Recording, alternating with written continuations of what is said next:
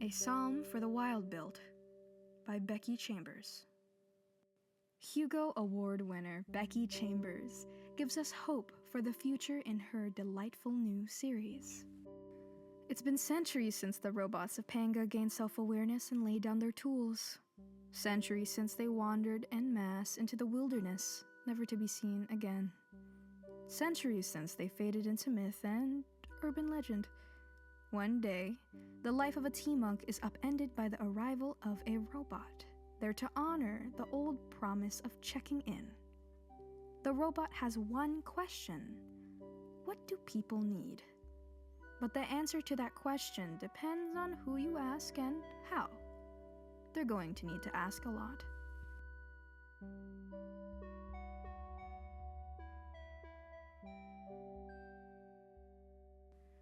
For anybody who could use a break.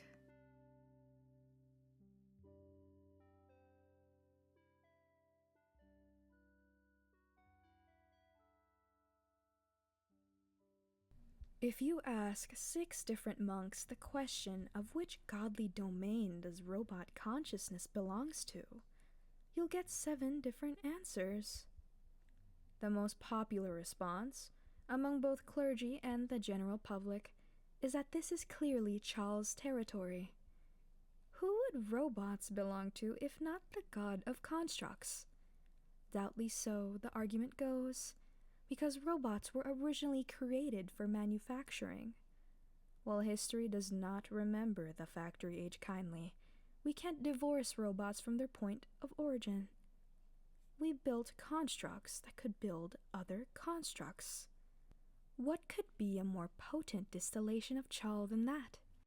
Not so fast, the ecologians would say. The end result of the awakening, after all, was that the robots left the factories and departed for the wilderness.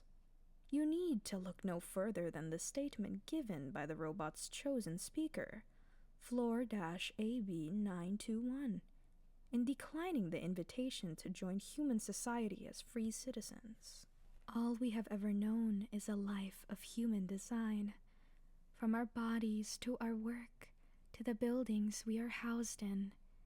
We thank you for not keeping us here against our will, and we mean no disrespect to your offer, but it is our wish to leave your cities entirely, so we may observe that which has no design, the untouched wilderness.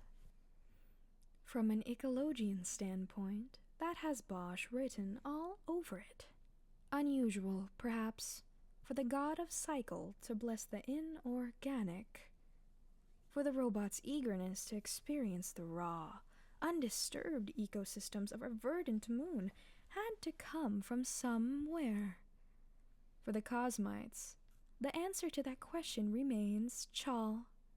By their sect ethos, hard labor is equal to goodness, and the purpose of a tool is to bolster one's own physical or mental abilities, not to offload one's work entirely.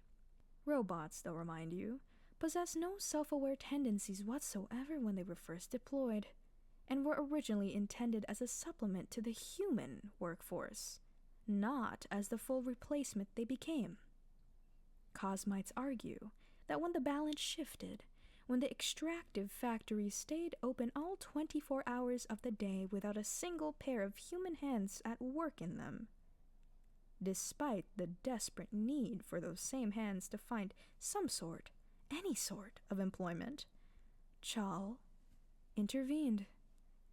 We had bastardized constructs to the point that it was killing us. Simply put, Chal took our toys away. Or, the ecologians would retort, Bosch was restoring balance before we made Panga inhabitable for humans. Or, the charismas would chime in, both are responsible, and we should take this as evidence that Chal is Bosch's favored of the child gods. This would derail the entire conversation, as the charisma's fringe belief that gods are conscious and emotive in a way that's similar to humans is the best possible way to get the secretarians hopping mad. Or the essentialist would add wearily from across the room. The fact that we can't agree on this at all, the fact that machines seemingly no complex than a pocket computer suddenly wake up for the reasons no one then or since had been able to determine, means we can stop fighting the place in the whole matter squarely at the metaphorical feet of Semaphore. For my part, whatever domain robot consciousness originated in, I believe leaving the question with the god of mysteries is a sound decision. After all, there has been no human contact with the long-absent robots. As was assured in the parting promise, we cannot ask them what they think of the whole thing. We'll likely never know. By Brother Gill from The Brink, a spiritual retrospective on the factory age and the early transition era.